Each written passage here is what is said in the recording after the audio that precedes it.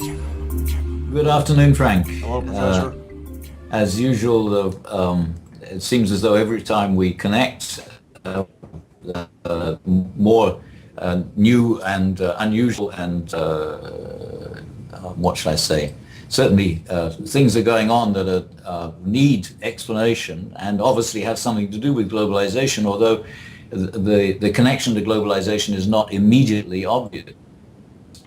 I would agree with that. I think that for some time now, there have been a succession of events in Africa which have shown that the rate of change in Africa is accelerating. And the coup well, it's not yet a coup, but it's very close to being a coup in Burkina Faso, shows that even in a country like that, which one would think is not the most globalized part of Africa, nevertheless, the level of awareness among the general population has reached the point that they're not going to accept a continuation of the autocratic government that they've had for the last for the last generation. Mm-hmm. And it seems as though already it's being taken very seriously in other countries around that have potentially the same problem. Mm-hmm. Which suggests to me that we're moving into a period where the rate of change in a large part of Africa, about which most people know almost nothing, is going to accelerate significantly, and we're going to start learning about it. I suspect you're correct, and what I read today was that commentators were simply viewing this as, listen to this, an extension of the Arab Spring, but somewhat delayed. The Arab Spring was some 20 months or so ago. It took that long for the news to reach them and the former Upper Volta. But I guess the thinking is that, as you just stated, the strands of globalization have reached the point where people became mad enough to join together and to set the parliament on fire and the other government buildings on fire. I suspect we'll soon see the French Foreign Legion in there. Yes, I think the Arab Spring was 3 or 4 years ago now. It may be. And we had a short summer, and we're now in the autumn or the winter in several places. Although something else that I came across yesterday was that after a period in the last few months where Assad in Syria was thinking that he was doing pretty well because the U.S. was now fighting his enemies in northern Syria and Iraq, that proved that he was right in the first place, that he really was fighting terrorists. But now, according to The Economist, it's beginning to look as though his position is weakening considerably. And which means, of course, that the degree of chaos in Syria is going to increase significantly if he can't hold on to his position there. And I've been trying to make sense of the problem of why the problem areas of the world are localized in particular parts of the global map. Why are other parts of the world relatively calm? I mean, there are local problems in China, but they're not national problems, and they're certainly not problems that we have to worry about internationally. There's no other significant problems in East or Southeast Asia, except, of course, we worry a little bit about what's going to happen to North Korea. So why should the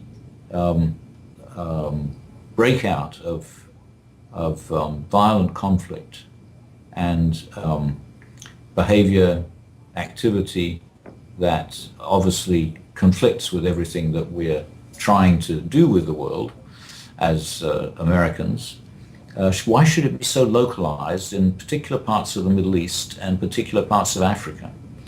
And you probably know what my answer to this is. I can guess. It probably has something to do with population growth and population movement. Well, not only that, but No. it has something to do with, it does, but then you've got to explain why the population growth and population movement is Uh, different in parts of the world. And I think there are parts of the world which were most tightly controlled by colonial administrations most recently. mm-hmm. And it's a reaction to the, well, not a reaction, it's a breakout after the removal of those controls, which took some time to develop into problems because it's now 50 years pretty much since the controls were removed, or if not more in some cases. But it takes some time for the rate of population growth to increase, and then for the level of, and then accompanying that for the amount of movement to increase, and following that the amount of awareness of what's going on elsewhere, Yep. and people to try to have what, insist on having what other people have. It's almost formulaic when you reduce it down to what you just did. It Yeah. I don't want to sound like Larry Sabato down at the University of Virginia with his formulas for governing and how electoral behavior is really mathematical. But you're quite correct, I think. Yeah, well, of course, the next problem is why are attitudes not changing in Washington, and why are we threatened the way we are with the possibilities for the election on the 4th of November, which is, I mean, the attitudes in Washington seem to be so different from what you find in any other of the OECD countries. But remember, though, even in the United States, for example, the growth of the Hispanic population, all right, that follows the track that you just discussed. And Yeah. as the Hispanic population continues to grow and move around, all right, now establishing sizable bulkhead or beachheads in states that probably they were not thought to be in 20 years ago, and Hmm. continue to connect with each other through social media and other things. They've developed into a very formidable presence. Yeah, but it doesn't seem to be affecting the political process at the center yet. Not yet, but I would submit that if 20 years ago, if you Mm. look back and marked where they were then compared to now, I would bet 20 years from now, things are going to be very different. And of course, part of the reason is that America is still trying very hard to control its borders. Um, Yeah, and but if it did lose control of its borders, things would, I think, change much faster. But it's interesting to compare what's the rate of change in America and the rate of change in Europe and the different processes, because after all, Europe and America are so closely connected. mhm. The most traveled air route is the one between New York and London, I think, globally. And London is a hub for Europe, and New York's a hub for America. Hmm. Um, the fact that the uh, Conservative Party in England has lost a seat to the UK Independence Party, Yeah. and seems to be threatened with the loss of another seat, and also the Labour Party is also threatened with the loss of a seat, is particularly interesting because now it's going to be interpreted as being maybe the same sort of thing that's going on in Washington. Hmm. Conservative movement to prevent a type of change. And to some extent it is that, but it's also a move to maintain local independence, which is similar to the Scottish demand for a referendum and similar interest in referenda in other parts of the world. And sometimes it's difficult to distinguish between these two types of demand. Well, we end up at the place that we frequently arrive at, which is this concept that because of the increase in the population movements and the breaking free from the former colonial boundaries, compounded with the increase in technical communication capabilities, leads to this idea of a more localized version of life, a more localized version of governing. Yeah. And I don't Well, necessarily know where that goes. I heard of an extremely interesting talk on Tuesday evening by E.O. Wilson, who is the world expert on ants. Ah, him. Yes, sir. You've Uh, spoken of him before. Yes. What did he have to say? and um, I think he gave me a way of explaining something that I've been desperate to explain the last few years, which is why human beings have steadily over history managed, been interested in clustering together in larger and larger numbers when no other species does the same thing. And the fact that human beings have been able to do this has in fact been their secret, for which makes them more and more successful in relation to other species all the time.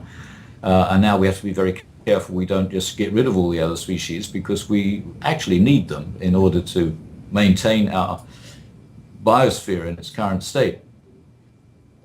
And he said, and this is based on his study of all other social species, which he told us he started at the age of 9, and stuck with it because he thought nobody else did it, so it was all his. He might have been right.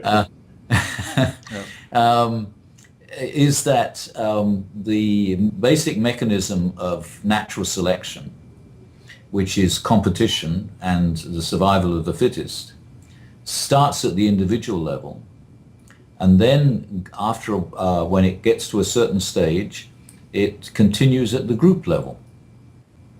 And the size of the groups keeps expanding as the conflict gets worse.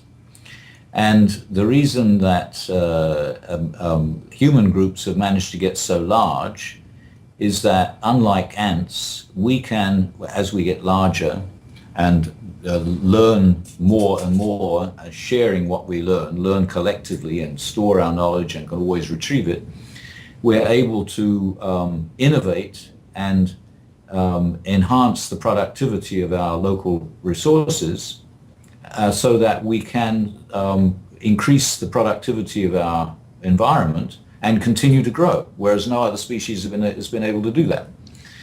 So we are now able to continue to grow to the point where we may only be one community, although there will also always be a certain amount of conflict within communities as well. But I thought that was an extremely interesting insight into what's happening in the modern world in a long-term historical evolutionary perspective. Because after all, what's going on in the Middle East and in Africa is small groups in conflict with each other. And when you look at the world internationally, we're worried about conflict of interest between very large groups. Right. And so it's the parts of the world which are in which growth has been inhibited in recent times, which are still forming in small social groups and getting into conflict with each other. And as the unevenness between different groups evens out, the conflict tends to become a conflict between people tend to identify with larger and larger groups. I see.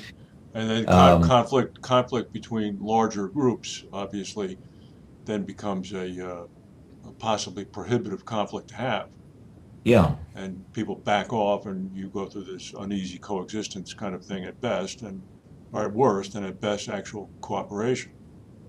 But it provides a new way of making sense of how we got to where we are today. It does. It does. It's very interesting, actually.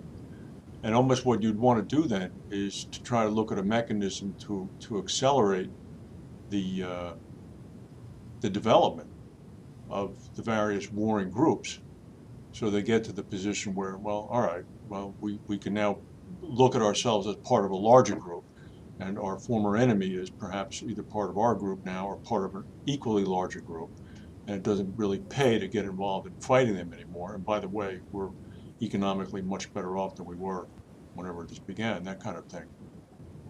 there's been some chatter of late. I can't recall where it's from about sending Western money into some of the either ISIS-controlled areas or the Palestinian areas, with an idea to actually raising the economy. Have you seen any of this? It seems to be much more direct than previous allusions to it. No, I haven't. Yeah, I'll see if I can dig that out. But I mean, there's Kerry has been talking about this for a while, and I've noticed there were some entrepreneurs of some note who had made some comments along the same lines.